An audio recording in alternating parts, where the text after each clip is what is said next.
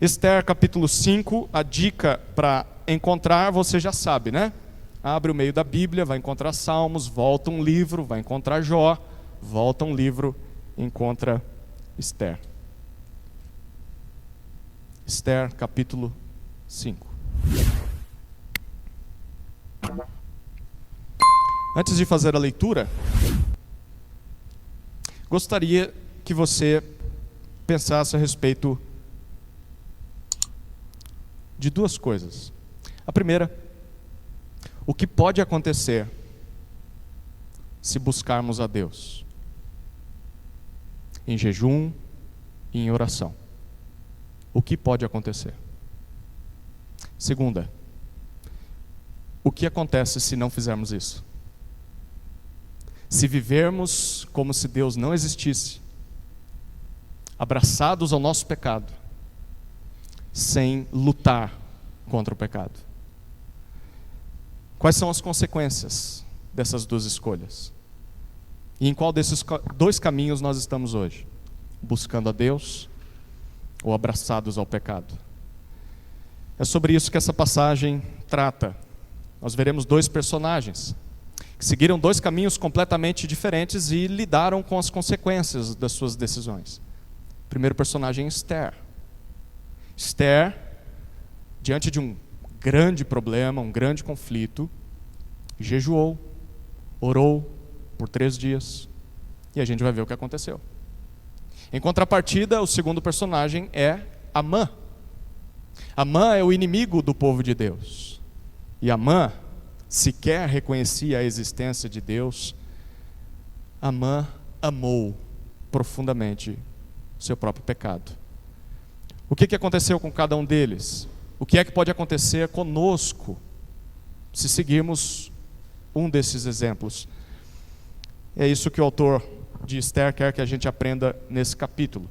Antes de ler, nós precisamos lembrar que esse livro aqui ele foi escrito para os judeus que viviam na Pérsia, exilados, lá por volta do 5º século antes de Cristo.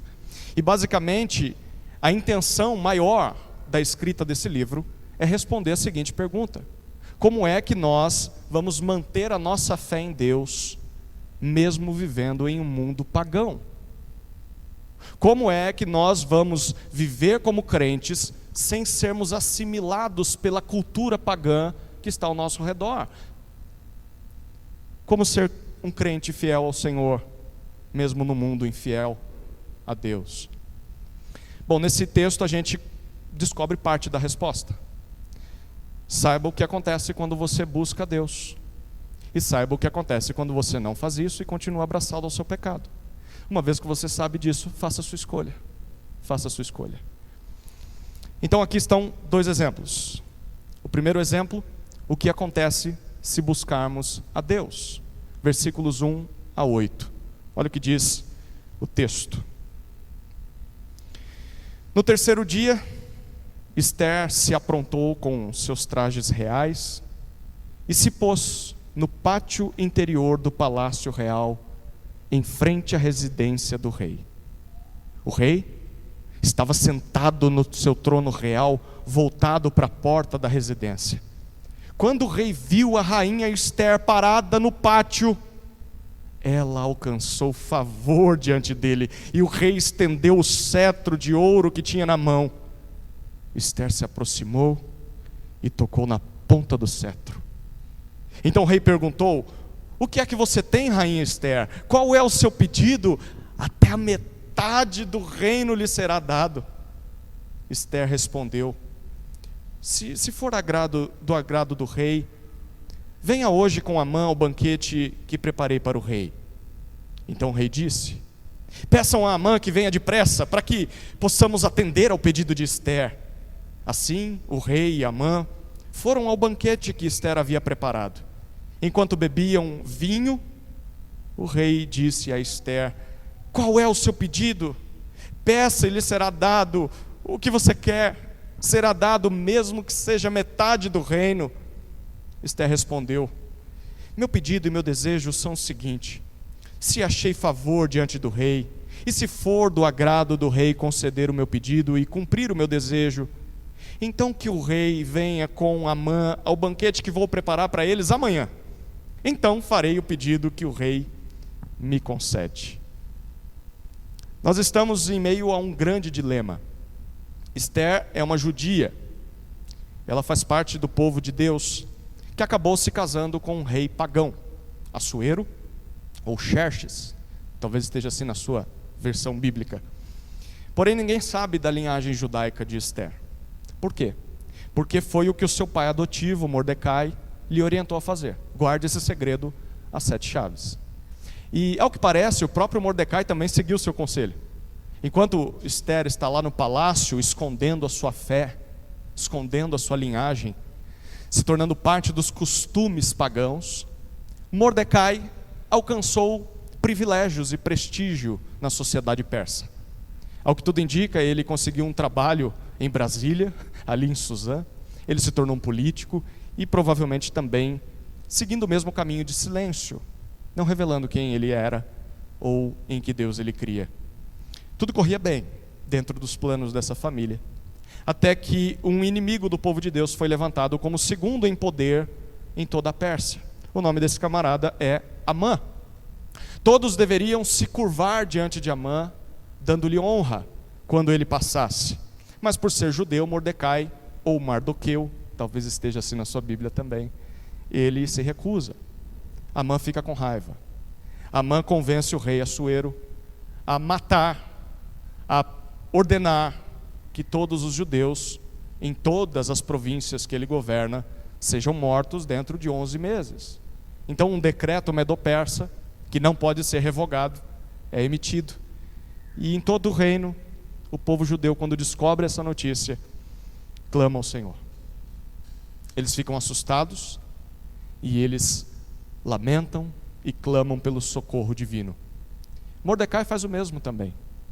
Mordecai, enfim, chegou a hora de assumir a sua fé. Enfim, chegou a hora de assumir a sua linhagem. Esther não sabe muito bem o que está acontecendo e ela manda perguntar: por que Mordecai está lamentando? E Mordecai explica para ela e faz um pedido. Vá falar com o rei. Interceda em favor do seu povo. Suplique por misericórdia. Você é a única que tem acesso direto ao rei. Por favor, faça alguma coisa. A gente lembra como é que Esther responde, né? Bom, não é tão simples assim, Mordecai. Olha, existe uma lei que diz que se alguém entrar na presença do rei sem ser chamado, mesmo que seja a rainha, pode ser morto, a menos que o rei conceda misericórdia para essa pessoa. Então, já faz um mês que o rei não me chama, as coisas não estão muito bem entre nós. Pede para outra pessoa. Me pede qualquer coisa, menos isso. Mordecai reconhece o risco, mas o risco deles todos morrerem é muito maior. Então ele manda para ela a seguinte notícia: olha, se você não fizer isso, saiba que o socorro vai vir de qualquer jeito, porque o povo de Deus não vai ser destruído. Deus fez promessas através desse povo. O Salvador, o Messias, nascerá da linhagem judaica. Então não é isso que vai acabar, dizimar com o povo judeu. Mas deixa eu dizer, ó Esther, você vai ter que lidar com as consequências da sua decisão se você não fizer o que dá para fazer. E outra, você vai estar perdendo a oportunidade de fazer parte do que Deus está fazendo nesse mundo, contribuir com a obra de Deus nesse mundo. Quem sabe, Esther, você não foi colocada como rainha exatamente para isso. Bom, as palavras de Mordecai são bem convincentes. Esther, então, é convencida e ela responde a Mordecai fazendo um pedido: olha, chama todo o povo aí e que o povo jejue por mim, que o povo interceda diante de Deus em meu favor por 3 dias. Eu também vou fazer isso, e ao término desses 3 dias eu vou falar com o rei. Eu vou adentrar no palácio e se tiver que morrer, morrerei. Bom, aqui estão os 3 resultados desta busca coletiva por Deus. O povo de Deus jejuou, orou por 3 dias. E o que é que pode acontecer se nós fizermos isso? O que é que pode acontecer se buscarmos a Deus em jejum e oração? Primeiro resultado: Deus pode nos dar coragem. Olha o versículo 1, mais uma vez. No terceiro dia, Esther se aprontou com seus trajes reais e se pôs no pátio interior do palácio real, em frente à residência do rei. O rei estava sentado no seu trono real, voltado para a porta da residência. Esther está em fraqueza. É o terceiro dia que ela não come nem bebe nada. Quem é que dorme numa condição como essa? Esther estava jejuando, estava orando, suplicando pela ajuda de Deus. Alguma vez você já experimentou algo semelhante? O jejum nos humilha. O jejum nos faz lembrar o quanto nós somos pó, o quanto somos frágeis, limitados. Quando você está em jejum, a mente, o corpo, respondem mais devagar. As coisas parecem que andam em câmera lenta. A gente aprende a economizar energia. A gente aprende a pensar antes de agir. Por que eu vou gastar energia aqui se eu tenho tão pouca? Quando a gente está em jejum, a gente se concentra naquilo que realmente é importante. Jejuar faz muito bem. Faz bem para a alma, faz bem para o corpo. Some o jejum a oração. E aí a gente tem um pacote completo. O pacote completo de dependência de Deus.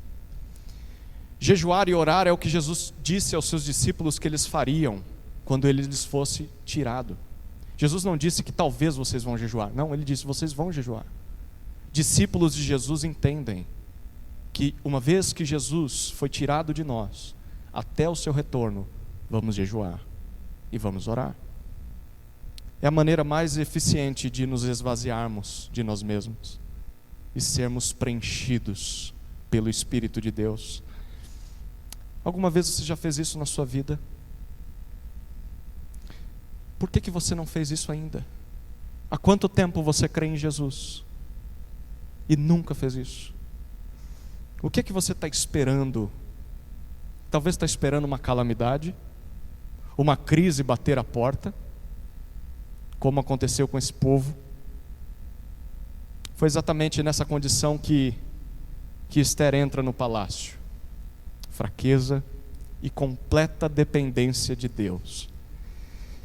O rei estava lá, assentado, mas ele não a chamou. E a lei medo-persa determina que importunar o rei sem ser chamado pode custar a vida da pessoa. Esther sabe disso. E Esther ainda assim enfrenta o risco. A pergunta é, por que Esther? Por quê? Sabe por quê? Porque Deus deu essa coragem para ela. Ela está há 3 dias jejuando e orando. Muitas vezes, o nosso maior problema na vida cristã não é que a gente não sabe o que fazer.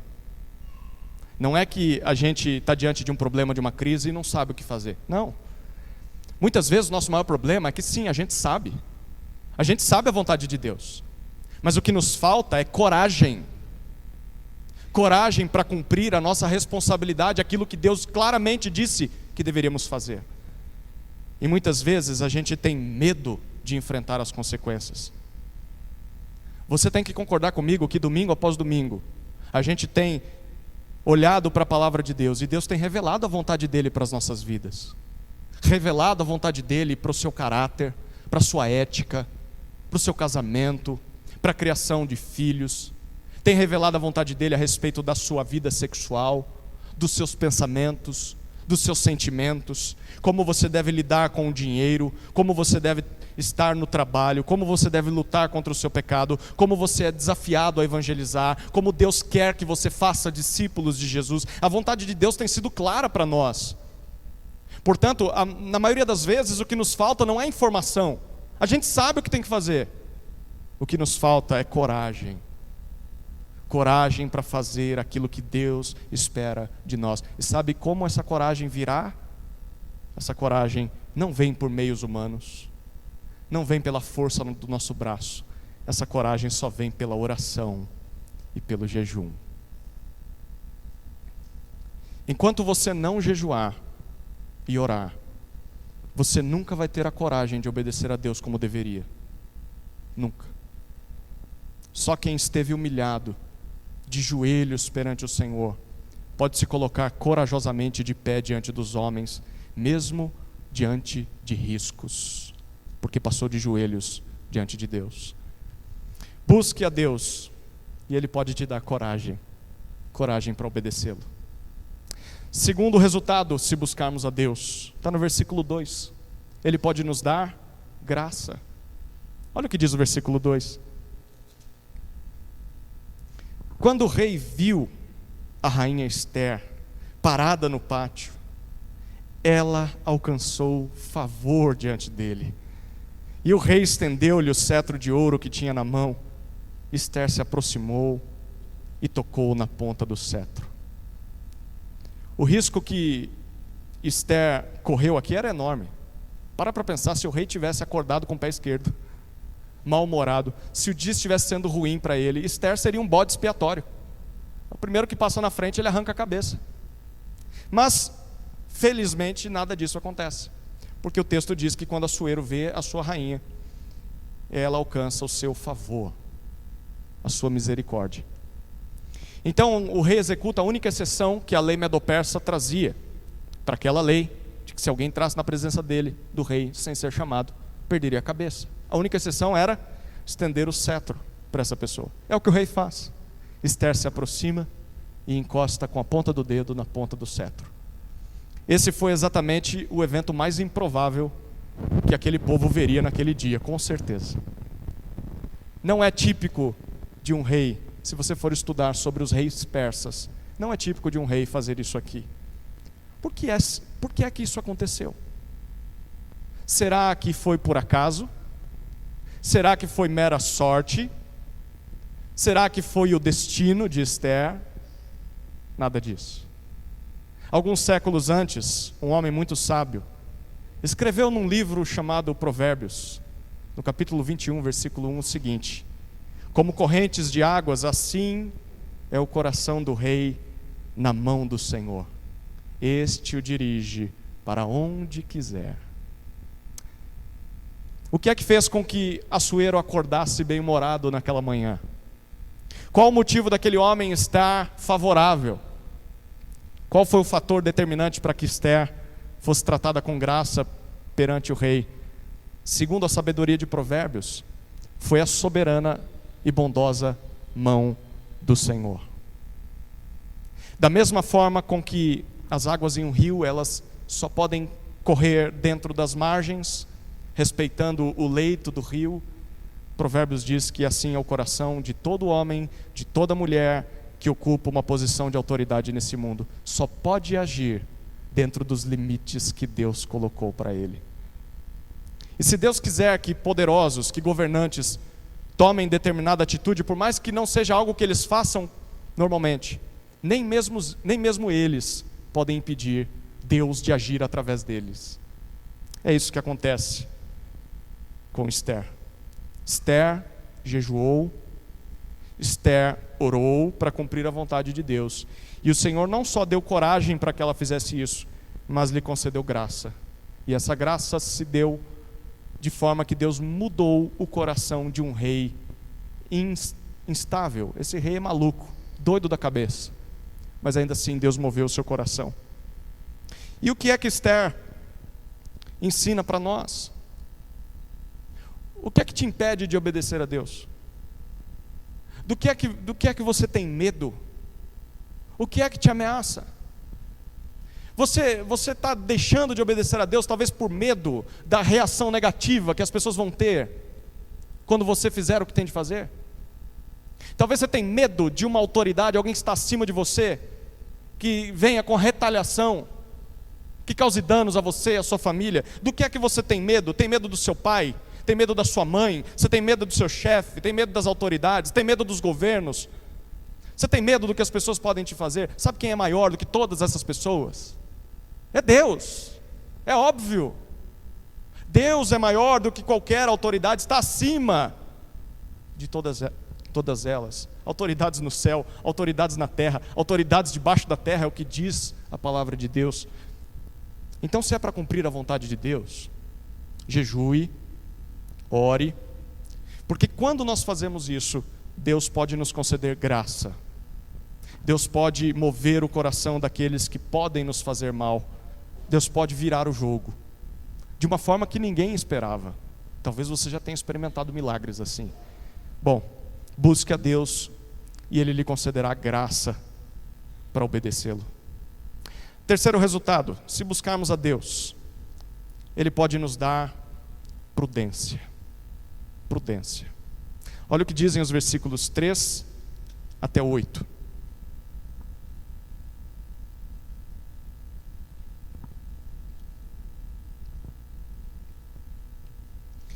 Então o rei perguntou: o que é que você tem, rainha Ester? Qual é o seu pedido? Até metade do reino lhe será dado. Ester respondeu: se for do seu agrado, venha hoje com Amã ao banquete que preparei para o rei. Então o rei disse: peçam a Amã que venha depressa, para que possamos atender ao pedido de Ester. Assim, o rei e Amã foram ao banquete que Ester havia preparado. Enquanto bebiam vinho, o rei disse a Ester: qual é o seu pedido? Peça e lhe será dado. O que você quer será dado, mesmo que seja metade do reino.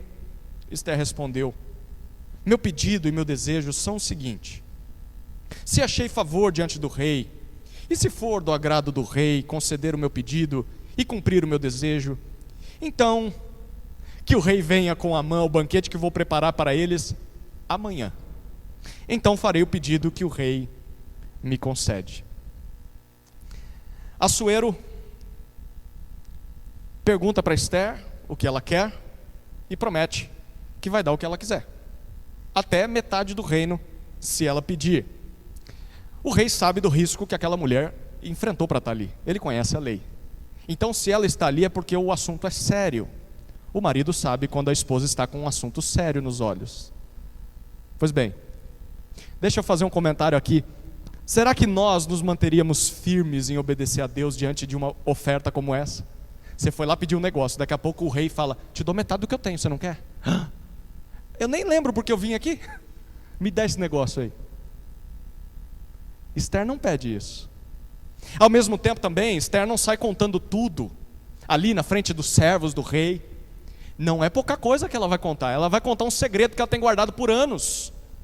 Eu faço parte do povo judeu. E aí vai contar toda a trama que Amã está fazendo contra o seu povo.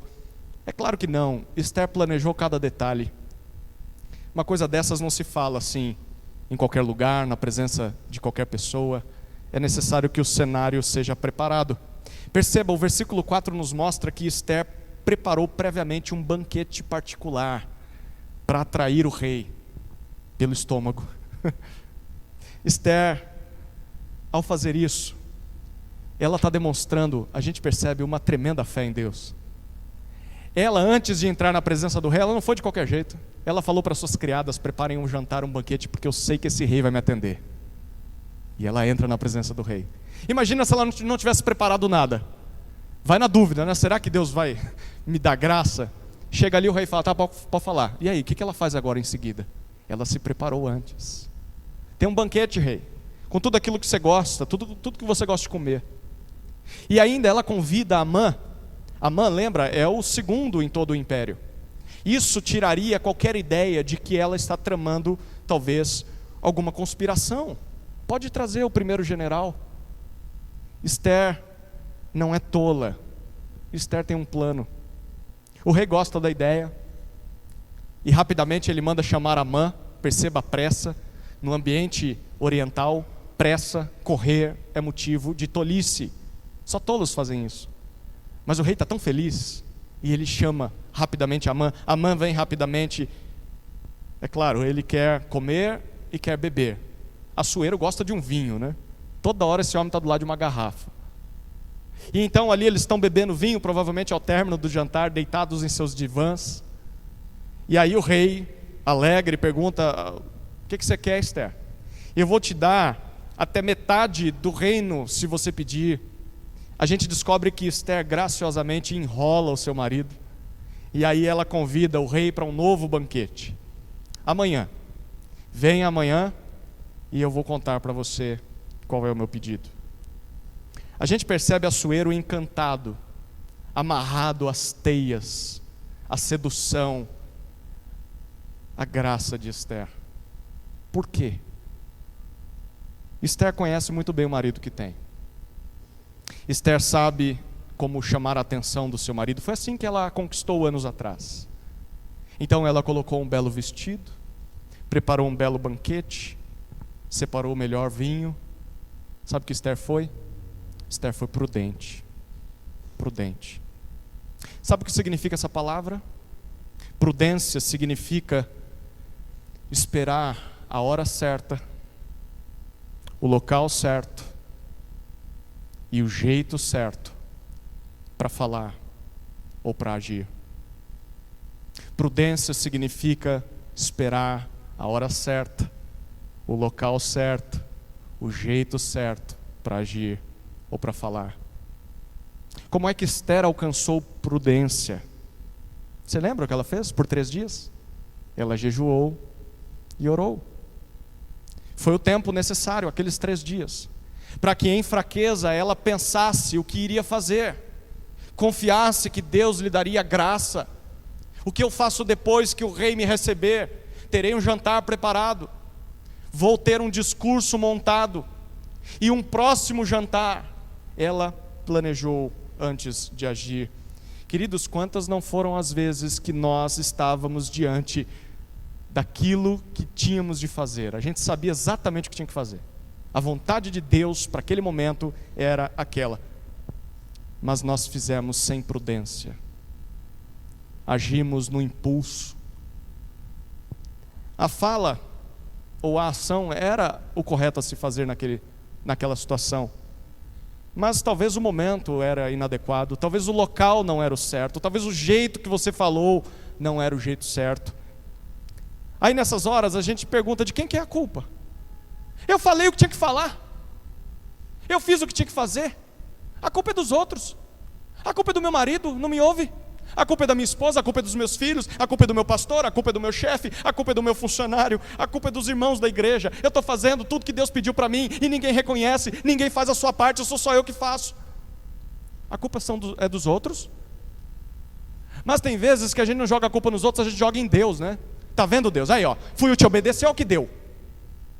Será que a culpa é das pessoas, é de Deus? Será que não seria de nós mesmos? Da nossa falta de prudência, da nossa impulsividade, da nossa tolice? Você quer deixar de ser tolo? Quer deixar de ser atabalhoado? Você quer parar de entrar em enrascadas? Quer parar de arrumar confusões desnecessárias com a sua família? Você quer agir pensando mais? Quer parar de falar pelos cotovelos e falar coisas que não deveria falar? Você quer viver de forma mais sábia, ser mais estratégico? Bom, busque a Deus e Ele lhe dará prudência para obedecê-lo. Em resumo, o que a gente pode receber, o que é que pode acontecer se nós buscarmos a Deus em jejum e oração? O exemplo positivo de Esther é que Deus pode nos dar coragem, Deus pode nos dar graça e Deus pode nos dar prudência. Você não tem nada a perder. Mas e se nós não fizermos isso? E se nós continuarmos no pecado? Aqui está o segundo exemplo. O exemplo de Amã. E se continuarmos no pecado? O que é que pode acontecer? Leia comigo os versículos 9 até 14.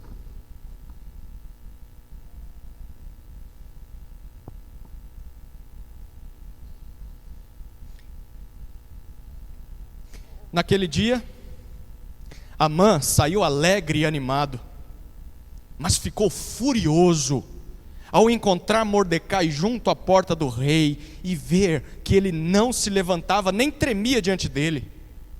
Porém, Amã se conteve e foi para casa. Depois mandou vir os seus amigos e Zeres, sua mulher. Amã falou sobre a glória das suas riquezas, a multidão dos seus filhos, tudo em que o rei o tinha engrandecido e como o tinha exaltado sobre os oficiais e servos do rei. E Amã acrescentou: a própria rainha Ester a ninguém mais convidou para vir com o rei ao banquete que tinha preparado, a não ser a mim. E também para amanhã estou convidado por ela, juntamente com o rei. Porém, tudo isto não me satisfaz, enquanto eu vir o judeu Mordecai sentado junto à porta do rei.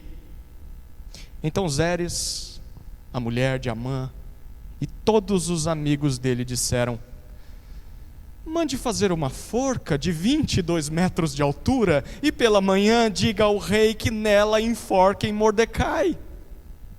Então vá, alegre com o rei ao banquete. A sugestão foi bem aceita por Amã, que mandou levantar a forca. O que é que pode acontecer se continuarmos no pecado? Bom, através desses versículos, óbvio, o narrador da história está apresentando para nós um contraste. Ester, que buscou a Deus em jejum e oração, e a gente já viu tudo o que aconteceu em consequência disso. E agora nós estamos diante do inimigo dos judeus. Um homem que, diferente de Ester, que tinha Deus como seu conselheiro, Amã seguia o que o seu pecado mandava. Que benefício isso trouxe para Amã? O texto acabou de mostrar: nenhum benefício. Na verdade, Amã amargou 4 consequências. 4 consequências que podem também nos atingir, caso façamos como ele. O que é que pode acontecer caso continuemos no pecado, ignorando a Deus? A primeira consequência está no versículo 9. Nós teremos raiva. Raiva quando todos os nossos desejos não forem satisfeitos. Olha novamente o que disse o versículo 9. Naquele dia, Amã saiu alegre e animado, mas ficou furioso ao encontrar Mordecai junto à porta do rei e ver que ele não se levantava nem tremia diante dele. A gente vê que Amã sai muito alegre do banquete, cheio de ânimo, pulando de alegria. Mas a animação desse homem dura pouco tempo. Mordecai, sim, aquele judeu que gerou todo aquele problema, ele está de volta à porta do rei. Talvez Amã estivesse muito contente, porque durante aqueles 3 dias, lembra de jejum?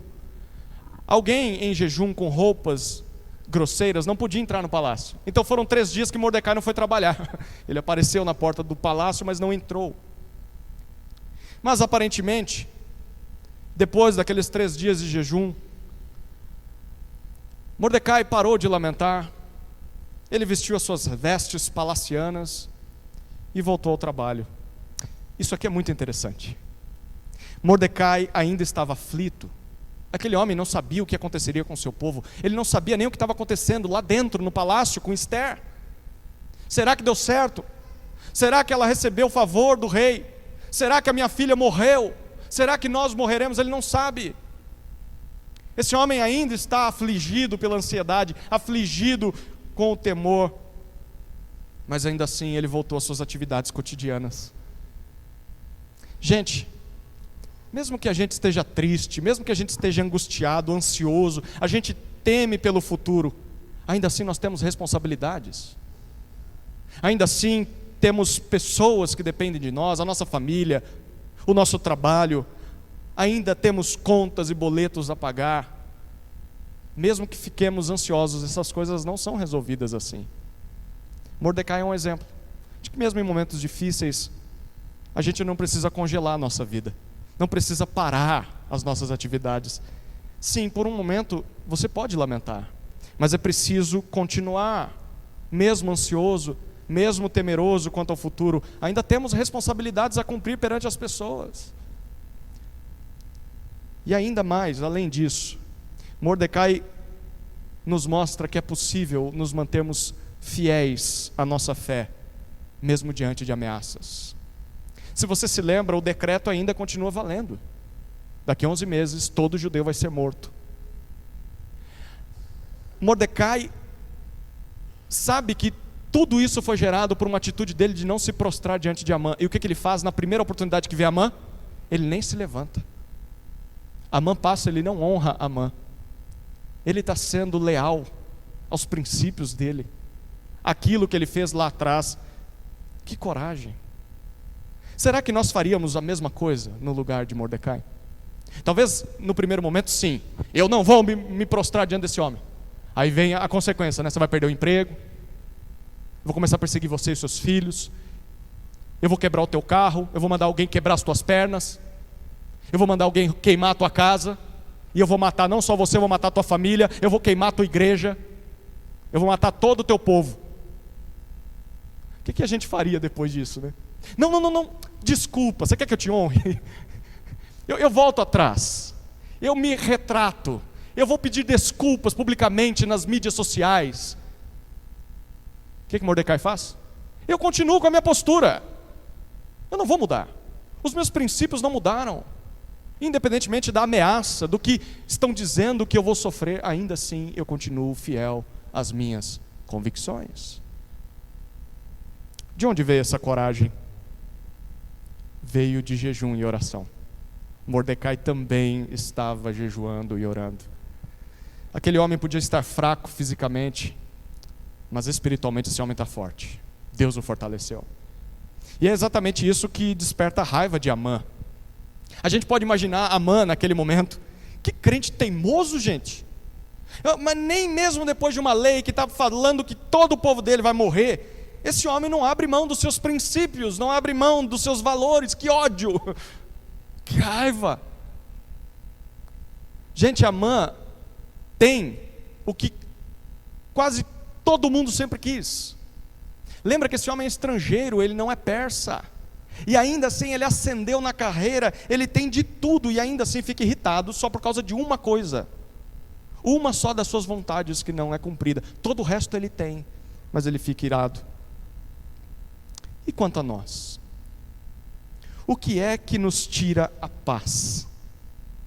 O que é que nos tira a alegria? O que é capaz de transformar a nossa animação em fúria? É claro, se a gente está irado com algo que ofende a Deus, isso é uma coisa. Mas agora, ficarmos com raiva, enfurecidos, só porque as pessoas não atendem às nossas expectativas, isso nunca é um bom sinal. Nunca é. Pode ser a evidência de que nós estamos mais próximos do pecado do que próximos de Deus. Pode ser um indicador de que nós estamos adorando mais a nós mesmos e as nossas vontades do que ao Senhor. E aí todas as pessoas ao nosso redor que não cooperam com as nossas expectativas, essas pessoas se tornam os nossos inimigos, alvos do nosso ódio, da nossa raiva, porque nós não tivemos o que queríamos. Continue no pecado e você ficará com raiva. Raiva quando não tiver todos os seus desejos satisfeitos. Isso nunca é um bom sinal. Continue no pecado, segunda consequência. E você vai nutrir o orgulho perante as pessoas.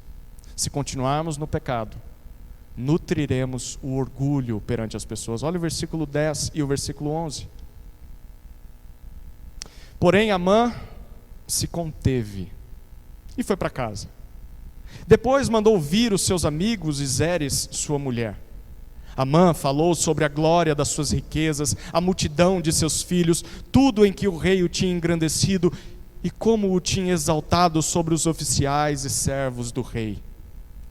Gente, Amã é um pecador nato, experiente, profissional. Esse homem aqui sabe muito bem disfarçar a sua raiva. Ele não quer perder a estribeira na frente dos outros. Então o versículo 10 diz que ele é um homem importante. Então não pega bem ao homem importante ter um ataque de pelancas na frente de todo mundo. Fica irritado, chuta a cadeira. Então ele se contém. E ele vai para casa. Quantas vezes a gente não faz o mesmo? Nós somos experts em esconder, em mascarar a nossa raiva, quando a gente está em público. Mas em particular, lá em casa, lá perto daqueles que nos conhecem mais, aqueles que a gente não se esforça muito porque não quer ganhar a reputação deles, porque eles já estão ali todo dia. Lá, aí a gente perde a cabeça. Aí a gente grita, a gente ameaça, a gente quebra coisas, a gente bate nas pessoas. Nós precisamos reconhecer que há muito de Amã dentro de nós. Muito. Nem sempre o fato de estarmos controlados em público significa que as coisas estão bem dentro do nosso coração. Mas isso não serve de nada, queridos.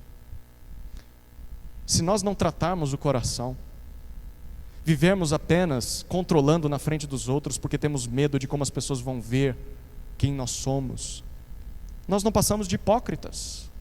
Deus sabe exatamente o que está passando no seu coração, mesmo que você esteja fingindo na frente de todos. Você devia tratar isso aí. Uma hora ou outra, isso vem à tona. Uma hora ou outra aparece. Amã vai para casa, o versículo 11 diz que ele reúne os seus amigos. Parecem inimigos, né? Mas são amigos. A sua esposa, Zeres. Para quê? Eles vão fazer um culto doméstico. Mas esse culto é ao próprio Amã. É uma exaltação a Amã. Esse homem reúne os seus para massagear o seu ego. Foi ferido por Mordecai. E observe no versículo 11 a lista de autoexaltação oferecida por Amã àqueles que ele convidou. Primeiro, ele cita suas riquezas, suas posses. Segundo lugar, ele cita a multidão dos seus filhos. Mais para frente na história, a gente vai ver que ele tinha 10 filhos. Em terceiro lugar, ele ressalta a posição elevada que o rei lhe concedeu, acima de todos os outros servos do reino. Repare uma coisa aqui. Repare na ordem de prioridades que Amã tem na sua vida. Qual que é o primeiro item que ele cita? As riquezas, as posses. Qual que é o segundo item? Os filhos. Esse homem valoriza mais o dinheiro, valoriza mais o status, valoriza mais os bens do que a sua própria família. Quantos hoje em dia não fazem o mesmo? Quantos não são aqueles que gastam suas vidas em busca de riquezas e abandonam sua esposa, seu marido e seus filhos? Amã é um homem tão imerso em seu pecado, ao ponto de ter prioridades invertidas e de reunir pessoas simplesmente para se enaltecer perante essas pessoas. Alguma vez você já conversou com alguém assim?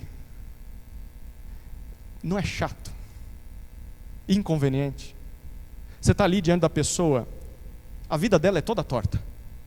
As prioridades estão todas equivocadas, tudo invertido na vida dela, mas ela se orgulha. Ela bate no peito, como se ela fosse a melhor pessoa naquele ambiente, até melhor do que você. Aí, na conversa, tudo gira em torno dela. Qualquer conversa se torna um culto à personalidade daquela pessoa. Só o que ela tem é importante, só o que ela faz é legal, só ela é boa, só a opinião dela é a certa. É chato estar com gente assim, não é? E quer saber?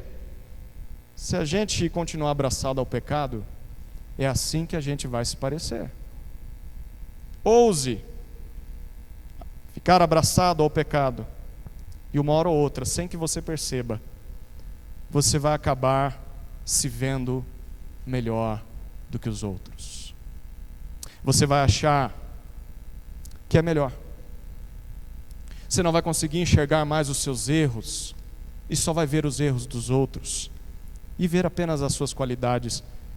E você vai começar a se orgulhar perante as pessoas sem perceber que está fazendo isso. Continue no pecado, continue. E você vai nutrir o orgulho perante as pessoas. Você vai ficar cego para os seus próprios erros. Terceira consequência de continuarmos no pecado, ignorando a Deus: nós viveremos sempre insatisfeitos. Novamente, versículos 12 e 13. E Amã acrescentou: A própria rainha Esther, a ninguém mais convidou para vir com o rei ao banquete que tinha preparado, a não ser a mim. E também para amanhã estou convidado por ela, juntamente com o rei.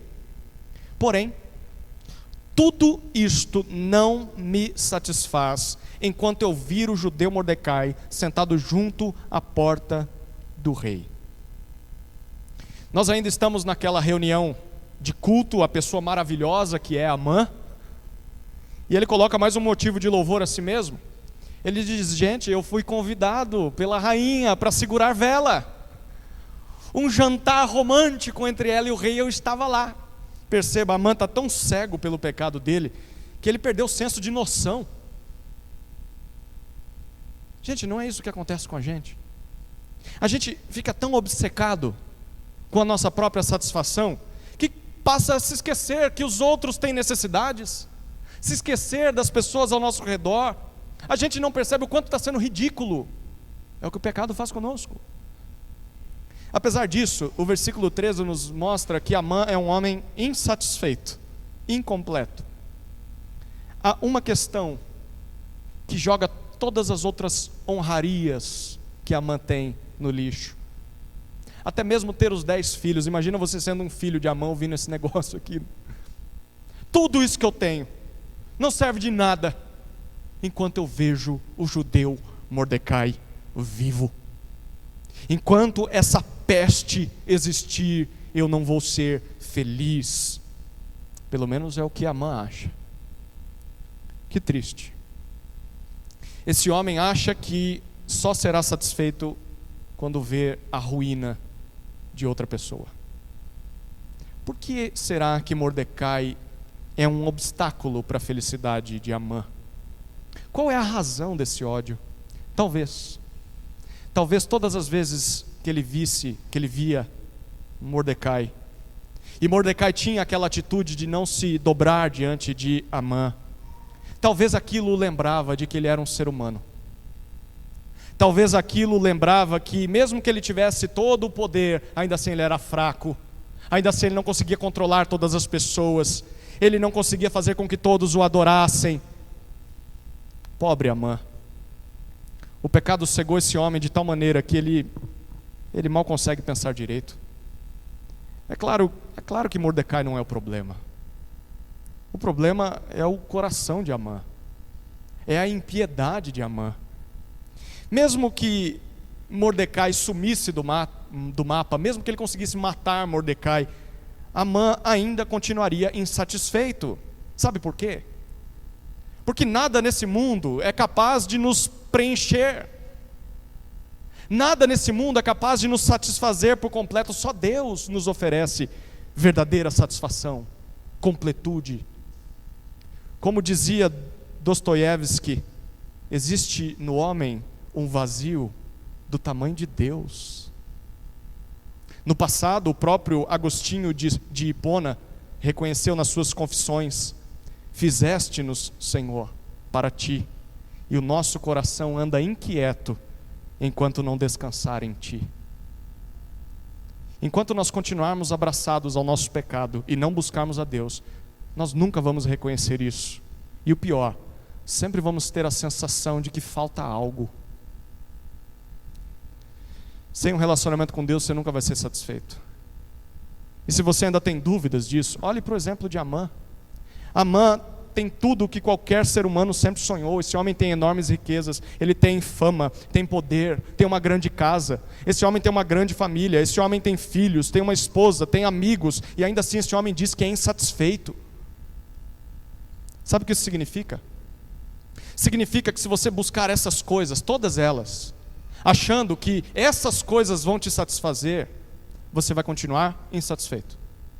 Você pode ter a casa dos sonhos, você pode ter o marido dos sonhos, a esposa dos sonhos, os filhos dos sonhos. Você pode conquistar tudo que você sempre sonhou e ainda assim ser vazio por dentro. Pode buscar a carreira, pode buscar o dinheiro, a popularidade, as posses, os prazeres, mas nunca será satisfeito, porque só Deus pode te preencher. Continue no pecado e você viverá sempre insatisfeito. Quarta e última consequência de continuarmos no pecado, ignorando a Deus: acabaremos cercados por maus conselheiros. Olha o que disse o versículo 14. Então Zeres, a mulher de Amã, e todos os amigos dele disseram: mande fazer uma forca de 22 metros de altura, e pela manhã diga ao rei que nela enforquem Mordecai. Então vá, alegre com o rei o banquete. A sugestão foi bem aceita por Amã, que mandou levantar a forca. O que nós deveríamos esperar de amigos e uma esposa verdadeiramente sábios e preocupados com a vida de Amã? Talvez a gente poderia imaginar é o seguinte: meu querido, esperar ele parar de falar, né? Porque o homem gosta de falar. Parou de falar. Meu querido, pense um pouco. Você tem tantas coisas boas na sua vida. Você tem bens, você tem dinheiro, você tem fama, você tem família, você tem amigos. Para que você vai ficar tão obcecado com a destruição de uma só pessoa? Siga em frente, Amã. Amã, mais ainda, cuidado com a raiva, cuidado com o orgulho, viu? Essas coisas, elas não são boas. Amã, se arrependa, peça perdão a Deus, apegue-se a Deus. Aí tem mais uma coisa, viu, Amã? Esse convite de Esther não está muito esquisito, não.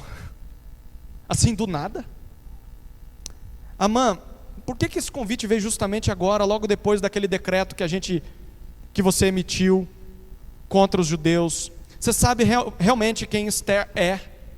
Isso não te cheira mal? Amã, fique esperto. Foi esse o conselho das pessoas mais próximas a Amã? Não, não foi. É óbvio que alguém como Amã só pode estar cercado de gente como ele. Gente tola. Gente que também está abraçada ao seu próprio pecado. Então a esposa toma a frente, e os amigos também estão juntos nesse conselho, e dá o conselho da mulher virtuosa. Meu querido, se o seu problema é Mordecai, sabe o que você faz? Prepare uma forca. Mande matar esse homem. Vá até o rei amanhã cedinho e peça para o rei, é óbvio, o rei vai atender. Aí você mata, se alegra vendo aquele homem definhar e morrer, e depois você vai alegre para o banquete da rainha Esther. Que belo conselho, né? Como é que a Amã responde? Excelente ideia, minha esposa. Graças ao acaso que você é minha esposa. E ele faz o que ela aconselhou. Quando estamos errados, o que nós mais precisamos é de pessoas que amem Deus de tal forma a ponto de terem a coragem de dizer que estamos errados. Gente que nos lembre da verdade. Alguém que está no pecado não precisa de pessoas que pensem igual a ele. Alguém que está no pecado não precisa de pessoas que se sentem ao seu redor, à sua mesa, para venerá-lo, para concordar com tudo que ele está fazendo. Não. Alguém em pecado precisa de pessoas que tragam essa pessoa à realidade. Mas quando nós estamos nessa situação de pecado, o que a gente mais quer é que as pessoas digam aquilo que a gente quer ouvir, não é verdade? A gente busca o irmão, a irmã fala assim: tá esquisito esse negócio, não faz isso não, vai dar ruim. Ah, você não sabe de nada. E procura outro irmão. O que você acha? A Bíblia diz que é pecado. Ah, você não me ama. Você vai dar errado. Até que a gente ache alguém. Faz o que você quiser. Seja feliz. Separa mesmo. Toma essa decisão mesmo. Para quê? Para que lutar contra os seus pecados? Se entregue. E quando a gente não acha alguém, esse alguém é o espelho, né? Aí a gente diz para si mesmo: vá lá, faça o que o seu coração mandar. Amã amou tanto o seu pecado que acabou cercado de pessoas tão tolas e maldosas quanto ele. E é isso que vai acontecer com a gente. Eu e você, se nós escolhermos seguir ou continuar no caminho do pecado. Por isso eu queria te levar a considerar que tipo de amizade você tem. Que tipo de amizade você busca? Você só tem ao seu redor ou quer ter pessoas que te idolatrem? Pessoas que te aconselhem a continuar fazendo aquilo que é errado? Isso não é um bom sinal. Se aproxime de pessoas que amem Deus de tal forma, a ponto de apontar o dedo na tua cara e falar: isso que você está fazendo está errado. Eu perco a nossa amizade, mas eu não aprovo o que você está fazendo. Não é isso que padrinho de casamento deveria fazer quando o casal quer separar? O que normalmente acontece, não lá fora só, dentro da igreja. Ah, vai ser feliz. Ah, o pastor vai dizer que não, mas vai ser feliz. Faz isso mesmo, dá um pé. Sai. A gente precisa de gente que ame a Deus de tal forma, mais do que ama a gente, para chegar e falar: isso que você está fazendo é errado. Eu nunca vou aprovar isso aí. Saia desse caminho agora. Vai ter consequências. Ao mesmo tempo, a gente também precisa considerar que tipo de conselheiros nós somos. Que tipo de conselho a gente dá? Será que a gente tem esse tipo de coragem de confrontar os nossos amigos? Gente, se você tem amigo que nunca te confronta, ou se você tem uma amizade em que você não tem liberdade de confrontar, isso não é amizade. Isso é conveniência. Amizade é aquela liberdade que você tem de mostrar para o seu amigo e dizer: meu querido, está errado. Se você não confronta os seus amigos, que belo amigo você é. Amigo da onça, você é inimigo. A pessoa está errada e você não alerta ela. Será que a gente ama mais a verdade de Deus do que ama as pessoas? Ou será que a gente está preservando a nossa imagem, né? O que vão dizer se eu confrontar essa pessoa? Eu não. Um dia alguém vai fazer alguma coisa, mas eu não vou fazer não. Continue no pecado e você vai acabar cercado de maus conselheiros. E também vai se tornar um mau conselheiro. Bom, finalizando. Busque o Senhor em jejum, em oração. E Ele pode te encher de coragem, de graça e de prudência. Não faça isso. Continue abraçado no seu pecado como Amã, e a sua vida vai ser marcada pela raiva, quando você não tiver todos os seus desejos satisfeitos. Vai ser marcada pelo orgulho perante os outros, pela insatisfação, você nunca vai estar satisfeito, e por maus conselheiros, gente que só vai te levar cada vez mais para o buraco. E aí, de que lado você está?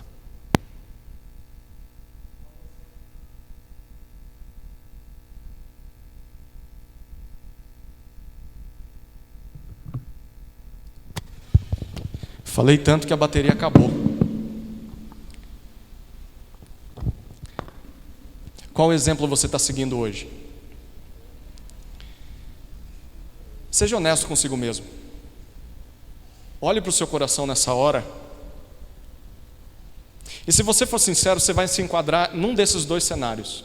Primeiro, se você é um crente, talvez você tenha falhado em alguma área em obedecer a Deus. Está te faltando coragem, está te faltando graça, está te faltando prudência. Você gostaria de ser mais fiel ao Senhor. Talvez você ainda seja um descrente, alguém que é escravizado pelo seu pecado, e você está cansado dessa vida desgraçada. Eu sei, essa vida cansa. Uma vida marcada pela raiva, marcada pelo orgulho, uma vida de insatisfação, uma vida cercada por maus conselheiros. É desgraçada essa vida. Sabe qual que é a solução para nós? Seja o que está desse lado, seja o que está desse lado, a solução é a mesma para todos nós. Jesus Cristo. Essa é a solução. Jesus é aquele que, como Esther, colocou a sua vida em risco diante do grande rei, para interceder por seu povo. Mas diferente de Esther, Jesus não encontrou o favor de Deus. Jesus não sobreviveu. Apesar de ser o único que merecia sobreviver, ele não sobreviveu. No entanto, a sua morte de cruz tinha um propósito: nos substituir perante Deus. Nós éramos os que diante de Deus mereciam a morte. Nós somos aqueles que não têm direito, não mereceriam permanecer na presença do Rei. Mas quando Jesus sofreu em nosso lugar, Ele comprou para nós esse direito. Ele resolveu essa questão de uma vez por todas. Por meio do sacrifício de Jesus, Deus nos perdoa, nos aceita como filhos, através do sangue de Jesus, conforme diz Hebreus 4,16, nós temos acesso ao trono da graça de Deus, onde nós podemos encontrar graça e misericórdia, para que a gente possa receber auxílio, socorro em momento oportuno, momento de tentação ao pecado. Tudo isso significa que se nós cremos em Jesus, se Jesus é o nosso Salvador, e se nós nos submetemos a Jesus como Senhor, nós não só temos acesso a Deus, não só podemos encontrar a Deus através do jejum e da oração, mas nós também temos liberdade contra o pecado. Por meio de Jesus nós podemos enfrentar o pecado e nós podemos vencer o pecado. Jesus nos liberta da escravidão ao pecado e nos oferece vida, vida plena. Isso é verdade tanto para você que ainda não crê, quanto para você que já crê há anos. E o convite do Senhor para todos nós nessa noite é o seguinte: busque a Deus. Busque a Deus por meio de Jesus Cristo, e você se verá cada vez mais livre das amarras do pecado. Sabe o que você precisamos fazer nessa noite para desfrutar de todas as maravilhas dessa palavra? Basicamente, se imagine no lugar de Esther, diante do favor do rei. Tudo depende do rei, e ele estendeu o cetro para Esther, e ela encostou, se aproximou e encostou no cetro. É assim que você recebe a graça de Deus nessa noite. Ele fez tudo por você. Simplesmente se aproxime em humilhação e encoste, receba através do jejum e da oração. Oremos, queridos. Pai amado, obrigado pela Tua palavra. Obrigado pelo encorajamento, pelo consolo, pela exortação, pela esperança da palavra. Obrigado pelo que o Senhor fez por nós, através de Cristo. Obrigado, Senhor, porque hoje temos acesso a Ti e temos liberdade e a capacitação para vencer todo e qualquer pecado. Louvado seja o Teu nome por isso, em nome de Jesus. Amém.